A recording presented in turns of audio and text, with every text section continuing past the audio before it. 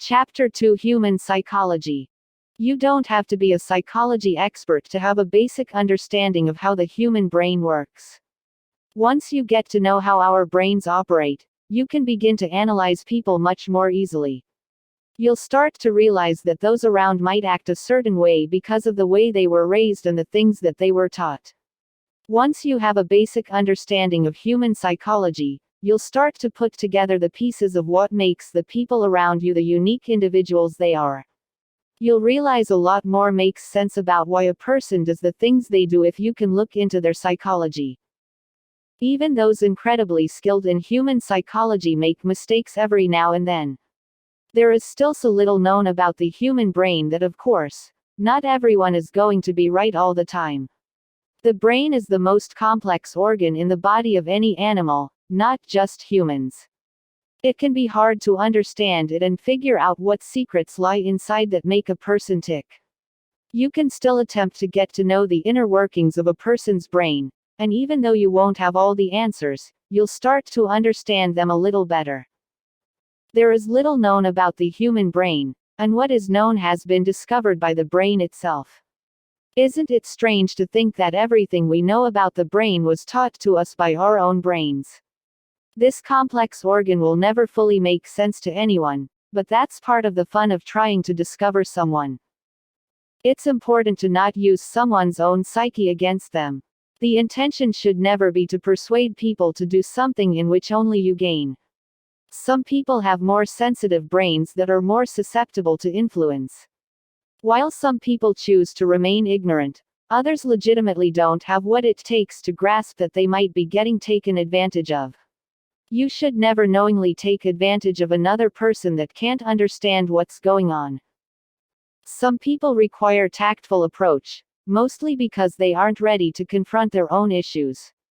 Not everyone has even a basic understanding of their brain or why it doesn't think the things it does. Some people are afraid of their own minds, so they aren't as willing to confront themselves and their emotions as other people might be. It's important to remain patient with those that might not be as self-aware as you. Creating vulnerability. Others respond well when one presents themselves as vulnerable. Humans connect on a societal, human, and animalistic levels. In all three of those categories, vulnerability is sought in order to make a connection. No one wants to feel as though they're talking to a refrigerator. Vulnerability is important in letting the other person know that you are human as well. It's comforting to know there is another person that's relatable. We all have our flaws, conscious mistakes, and days when we're just lazy. Some of us have days when it can be difficult to even get out of bed. If you can show part of this side to another human, they'll be more likely to connect with you. Many of us desire to be that perfect person that's seemingly flawless. We look at those Instagram celebrities, see their perfect skin and hair, and deep down, wish that we could be like them. Most people don't realize that they wouldn't want to be friends with this person, however. There needs to be a balance when making deeper connections, so presenting yourself as too unattainable, too perfect, will only drive others away in the end. Vulnerability is dangerous when it becomes codependency. Of course, it's good to show others that you're a real human with thoughts and feelings. However, sometimes, people become too dependent on others when trying to make a connection with them, and they end up dabbling in the dangerous world of codependency. When you get rid of your own thoughts and feelings and start to take on the opinions of others around you too much, there's a chance you might have some codependent tendencies. There are ways that a person can present themselves as vulnerable, and they'll find that people respond well to this. Sharing too much is something that can make many people uncomfortable. You don't have to tell everyone your darkest secrets to make them think that you have a vulnerable side. There are other ways to prove to those around you that you are a relatable person that they can make a connection with. Ask for help. Asking for help is a way to present vulnerability. You're letting the other person know that not only do you need them, but you're choosing to ask them for help. You're going out of your way to let them know that they have what it takes to solve your problem. You're giving another person responsibility over yourself, and that can make them feel very powerful. It seems as though it would be counterproductive. Why would you want to show yourself as helpless to another person? The key is to not ask for too much help. You don't want to put someone else in an uncomfortable scenario where they have to do a great favor for you. Just asking for little things, to borrow something, to join you while you shop, or to house sit for a weekend, these small things can help connect you to someone you might not otherwise be able to relate to. By creating an interaction between you and the other person, you can connect with them on a human level. You're putting more value into your relationship than if you were to keep things on a conversational level. You'll see this a lot with teachers and those that care for children. They ask the kids to do something so the children can feel important, like they have meaning. They can then connect to the adults with these small tasks. The same thinking can be carried into adulthood. Ask for more. One way to ensure that you'll be able to persuade someone to help is by asking for more than you need in order to ensure that you'll at least get half. If you need to borrow someone's truck to help you move, ask if they can help you pack, unpack, and unload your belongings. This is a lot to ask of a person, so there's a chance they'll say no. If they do, then you could just ask to borrow their truck, the main reason you asked for help in the first place. They'll be much more likely to say yes, because they feel bad about turning down your first request. This is a good technique that you can use in certain business negotiations. When putting an offer on a house, you're not going to offer what you actually want to pay. You'll go lower to give the other person a chance to counter back. This same kind of thinking can be applied to different interactions and moments of persuasion with other people, both on a business and personal level. You still have to be reasonable with your requests. You can't expect to use this method to change a person. If you want more emotionally from a person, you won't be able to ask for twice as much as what you need, as everyone has their own pace. This method of persuasion isn't applicable in every scenario, but it can certainly help you in many different situations. Making connections. Making connections is an important part of analyzing and persuading another person. No one wants to do favors for someone they have no relationship with. No one will be able to have a genuinely happy relationship with a person that they don't feel anything for. Some people are harder to make connections with. They might have spent a good portion of their lives closed off, not wanting to meet new people. This is often because they've been hurt so often that they don't want to let themselves feel pain again. They've become an independent person that's relied on themselves and only their self for so long to provide happiness. While these people might be the most challenging to connect with, it's still possible. You have to present yourself as more vulnerable in order to let them know that you don't want to hurt them. You can't make yourself too needy, as independent people don't like those that seem to be too reliant on other people. It's not easy to find that balance, but it is possible. It can be hard for individuals to figure out how to even make connections. They might feel like they don't fit in, and no one understands them. Many people would be surprised to find out that there are actually many others like them that feel the same way. Even those that seemingly fit in and get along with everyone will find that they still have their moments of loneliness. Sometimes, being a human can be incredibly lonely. You feel empty inside with your own thoughts sometimes, wondering if you can even trust and rely on yourself, let alone the people around you. This feeling of loneliness might never go away, but connecting with other people can help alleviate those feelings. Letting other people know that they're not alone can also help you feel connected to others as well. There are plenty of ways to get a deeper connection with those you already know and love, but when it comes to meeting new people, there are a few methods you can use to make a connection. Use their name. People enjoy when you use their name. It reminds them that you're connecting to them. Bosses that can call out their employees by name are much more likely to be respected. No matter how big a company might be or how many employees there are, it's always a good idea to make sure you know as many people's names as possible. The same should be said for those that are around often. Get to know the name of your mailman, or the person that makes your coffee at Starbucks every morning. Some people think reading the name tags of workers can be a way to connect with them, but it's always better to wait for someone to introduce themselves, or to ask them their name. Your server might have a name tag on, but instead of just calling them out, introduce yourself. People feel much more comfortable if you call them by their name, if they know your name as well. When talking to people and having serious conversations with them, it's important to still use someone's name as well. It brings them back into the conversation and lets them know you're talking specifically about the two of you, not just generally. Many people might even realize they don't call their own spouse by their name because they've spent so much time talking at them and not to them. Mirroring behavior. Once you can start picking up on someone's body language, you can start to understand how to mimic their behavior. Someone that seems very confident, always standing with their arms above their heads or with them pointed out on their sides might be harder to match, but it's still important to try and mimic this behavior. Matching confidence is crucial, especially in a deal where you're trying to persuade the other person. You don't want to do this to be manipulative, but rather, to make them feel comfortable. Some people might notice that a person is feeling particularly uncomfortable, so they might take advantage of this and exert their confidence and power over the other person. This should never be done, as you're closing off the opportunity for them to open up to you. If you notice someone is uncomfortable and closed off, reduce your confidence level to match. It lets them know that they can trust you and depend on you. If someone is picking at their fingers and rapidly tapping their feet out of anxiety, you don't have to do the same. Just make sure that you're at their level or lower, whether that means you have to sit or stand. Then keep your arms relaxed, maybe tilting your head to let them know that you're listening and ready to hear what they have to say.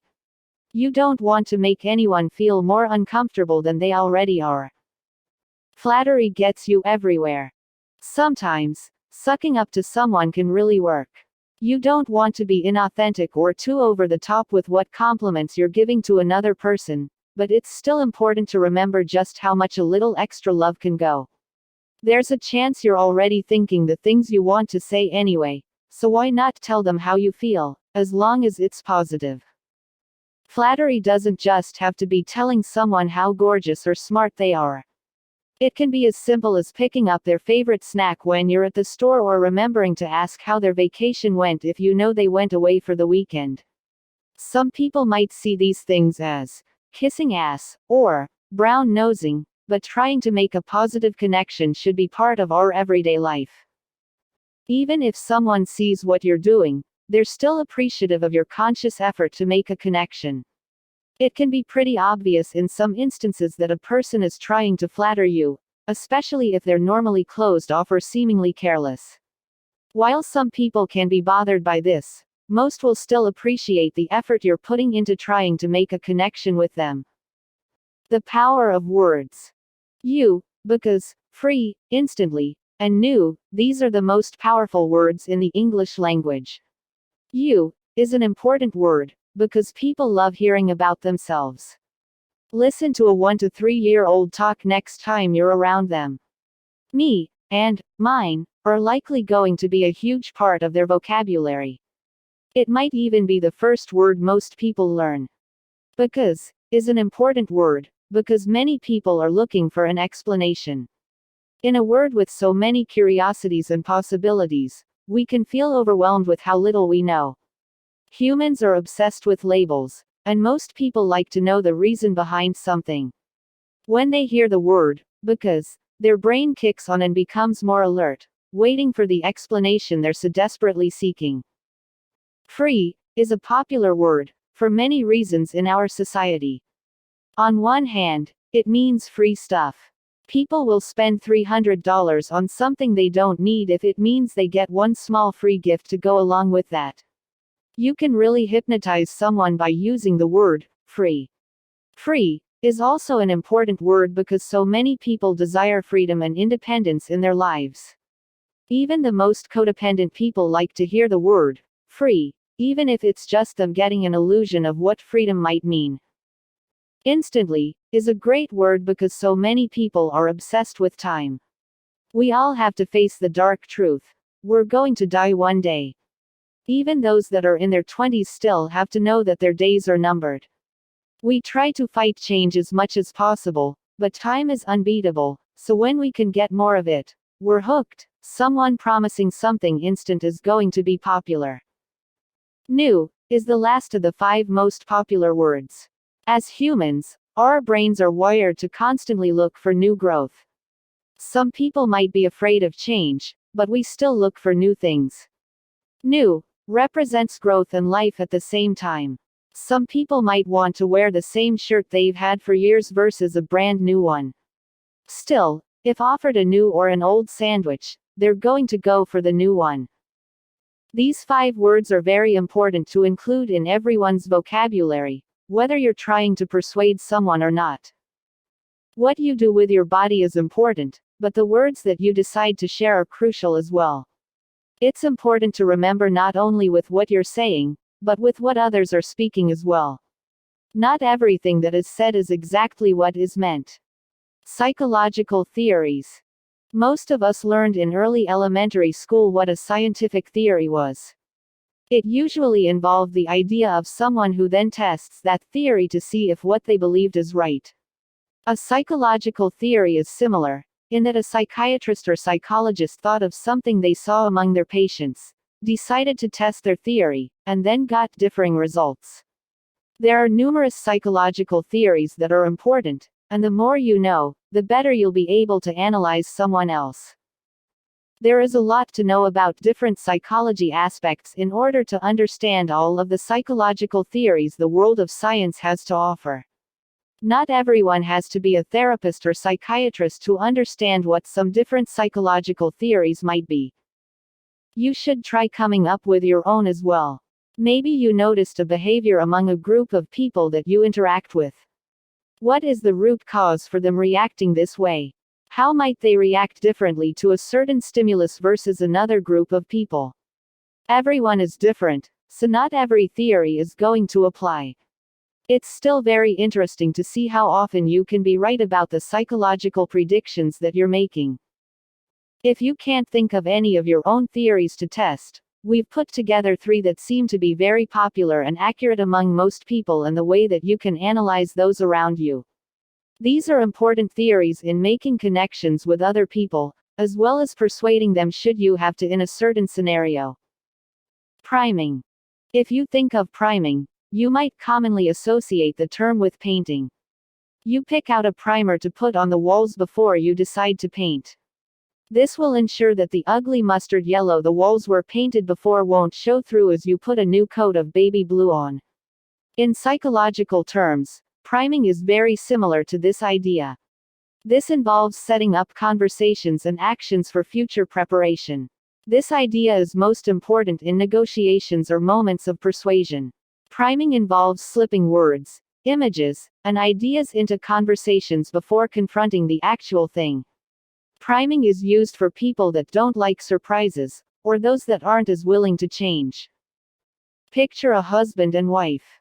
Maybe the wife wants to have kids, but she isn't so sure her husband is ready.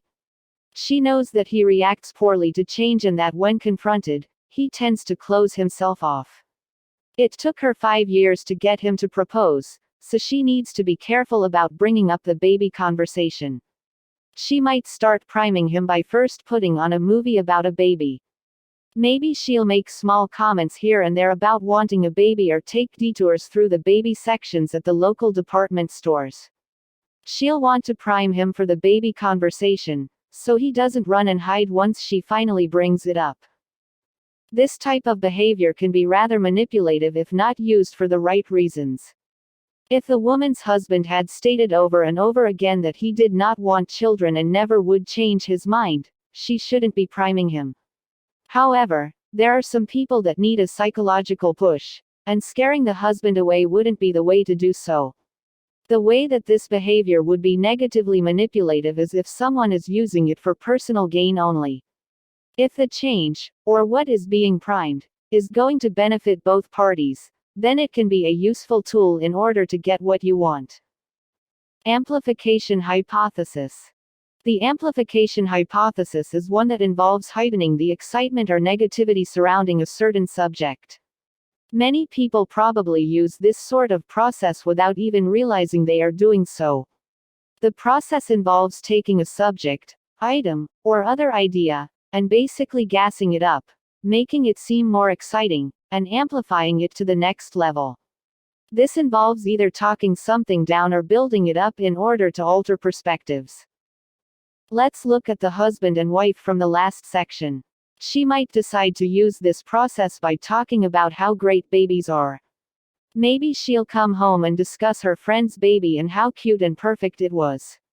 She certainly won't mention that she still has puke on her shirt and instead only talk about the adorable noises and faces the baby made. Alternatively, the husband might amplify his hatred for children, if that's how he really feels. Maybe he'll point out a crying baby when they're in public, saying things like, "Thank God we don't have kids." The amplification hypothesis is usually true, but to use it isn't always the best option. Sometimes, it's better to just be honest about one's feelings and have a normal discussion without hidden meanings. This type of process can still be helpful for those that can't discuss things as openly as they'd like. When working on different projects in business or in your personal life, if you're working with others, there are going to be some group decisions that have to be made. Sometimes, the amplification process can help you show your feelings without directly breaking down someone else's idea or saying anything that might hurt or offend another person. The scarcity effect. The scarcity effect is the idea that when there is less of something, it can become more desirable. This is mostly thought of in sales. Think of the last store you went to. There were likely advertisements that said things like, "Only 2 days left, while supplies last," or, "Limited time only." Most of the time, this isn't true at all and are phrases only used to get people to buy quicker. This effect seriously works, which is why so many businesses still use it. The same kind of effect can be made in different conversations and relationships. When trying to persuade someone, limiting the time or availability of an option can help sway them quicker. Playing hard to get can help. While it's important to show vulnerability to others in order to make deeper connections, it's also important to maintain a certain distance. There's an idea that some people like bad boys, and this is related to the scarcity effect. The idea that you can't have something makes people want it even more. The fear of regret that comes along with not getting something can be what drives a person to make a decision. Think of a jar of cookies. If there are 2 jars, one completely filled and one with only 3 or 4 cookies left, most will go for the jar that's almost empty. They could be the same type of cookie, but most will assume that the jar that's almost empty has better tasting cookies. More people put their time and effort into eating the other cookies, so they probably have something better to offer.